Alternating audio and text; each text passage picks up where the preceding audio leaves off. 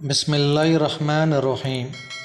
امام ابو حنیفہ رحمۃ اللہ علیہ کے زمانے میں کچھ لوگوں نے پلان بنایا کیوں نہ امام ابو حنیفہ رحمۃ اللہ علیہ پر ایسا الزام لگائیں تاکہ لوگ ان سے بدظن ہو جائیں۔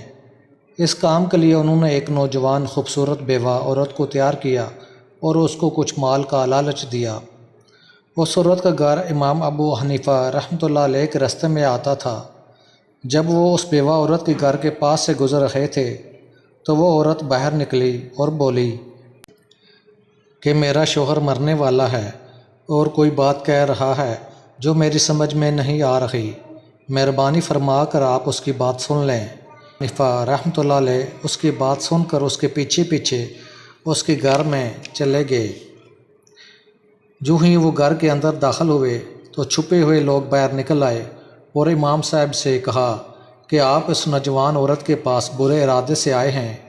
لوگوں نے ان کو پکڑ کر پولیس کے حوالے کر دیا۔ پولیس پکڑ کر حاکم وقت کے پاس لے گئی۔ حاکم نے کہا رات بہت ہو گئی ہے، ان کو ایک کمرے میں بند کر دیں، صبح ان کی بات سنی جائے گی۔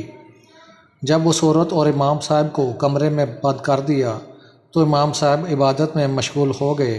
عورت نے دیکھا کہ یہ کتنے نیک بندے ہیں، اس کو اپنی خطا کا احساس ہو گیا اور معافی مانگ کر سارا ماجرا بیان کیا۔ آپ نے کہا اب جو ہونا تھا ہو گیا، اب یہاں سے نکلنے کا سوچو۔ پھر ان کے ذہن میں ایک ترکیب آئی اور اس عورت کو کہا کہ تم اس محافظ کی منت کرو کہ مجھے گھر میں ایک ضروری کام ہے۔ اگر محافظ مان گیا تو اس کو لے کر میرے گھر جانا اور میری بیوی کو سارا ماجرا بتانا، وہ تمہارا برقع پہن کر ادھر آ جائے گی۔ اس عورت نے محافظ کو منا لیا کہ تم میرے گھر چلو۔ محافظ اس کو لے کر امام صاحب کے گھر کی طرف چل دیے اور ان کے گھر پہنچ کر محافظ باہر کھڑا ہو کر انتظار کرنے لگا۔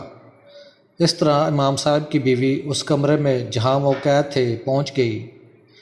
جب صبح ہوئی تو بہت سارے لوگ حاکم وقت کے دربار میں فیصلہ سننے کے لیے آ گئے۔ حاکم نے کہا کہ آپ اتنے بڑے عالم ہو کر بھی اس گناہ کے مرتکب ہوئے ہیں، آپ اس نامحرم عورت کے ساتھ پکڑے گئے ہیں۔ امام ابو حنیفہ رحمۃ اللہ علیہ نے فرمایا کہ یہ کوئی نامحرم نہیں، اور مجمع میں کھڑے ہوئے ایک شخص کی طرف اشارہ کیا کہ یہ ان کی بیٹی ہے اور میری بیوی ہے۔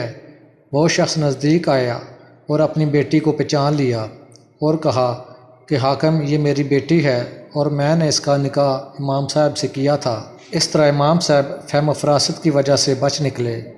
ہمیں بھی چاہیے کہ اپنے ارد گرد سازشی عناصر پر نظر رکھیں تاکہ آپ کو کوئی نقصان نہ پہنچا سکے۔ ویڈیو اچھی لگی تو چینل کو ضرور سبسکرائب کیجیے گا۔ جزاک اللہ۔